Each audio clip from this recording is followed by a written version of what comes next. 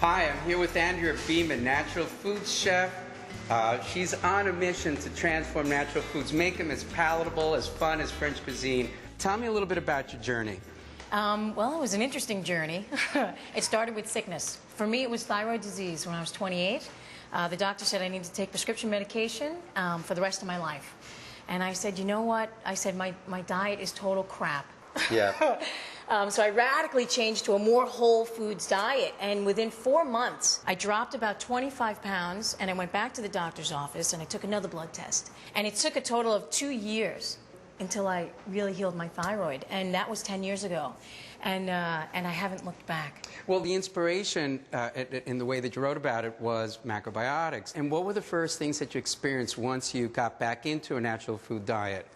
First thing I experienced was my bowel movements became regular. My skin got brighter, my eyes got brighter, my hair started to look better. I mean, I just started to look better, which is a great incentive. It's important for people to know that because they don't know that there are connections between what they're consuming and their appearance. Oh, yeah. You know, like I said, it was a huge incentive when you start to look better. Sure. You know, I'm like, hey, you know, I didn't have to get plastic surgery. I just had to eat some great stuff. Now, tell me about some of the aspects of how you're designing and crafting your food that moves towards vegetarianism or veganism. What are the differences? Because I think people would like to know.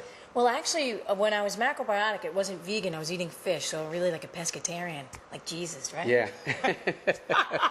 Such a hippie chick. So I was a lot of fish and vegetables and grains and beans and sea vegetables. And then I started reading books on, you know, vegetarianism and veganism. So I took animal food entirely out of my diet.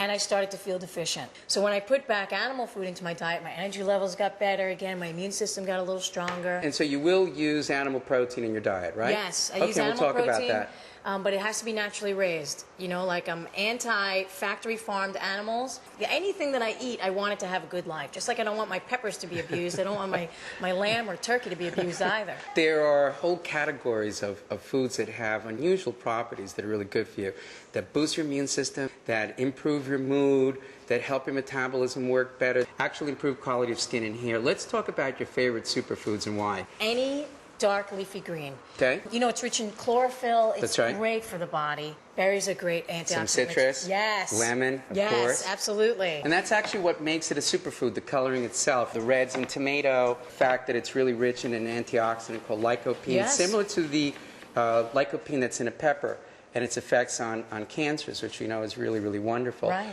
What about snack foods? Snack foods, I love nuts and seeds. You know, they have essential fatty acids. Well, that's a superfood too. Superfood. Walnuts, pecans. That's they now right. found that there's a nutrient in it called resveratrol, right? Right. Which is really high in red wine.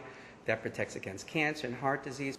Chocolate's making a huge comeback. Not milk chocolate, but bittersweet, semi-sweet chocolate. Chocolate is like a feel-good food. It also Sure. has fats in it, and a lot of times, you know, like they use cocoa butter in chocolate. So a lot of times, women are just craving fat around their period, and they're not Very good getting. point. They don't get fat. You know, like I used to live in that world of the no fat, low fat because I thought it would help me lose weight. Thank God I eat fat these days. Because those mood swings are so much different than they used to be. Sure. So I think that it's important for women to have good quality fat, and also to get some form of other nourishment, some form of other love, you know, so that they can feel good. Because, you know, like they also have that chocolate and sex thing, right? Same hormones are released. So more relationships would be better, or one good relationship. Exactly, exactly. Healthy Living now has a new home where you can get fresh ideas, entertaining content, and practical tips to help you squeeze the most out of life. Lime, healthy living with a twist.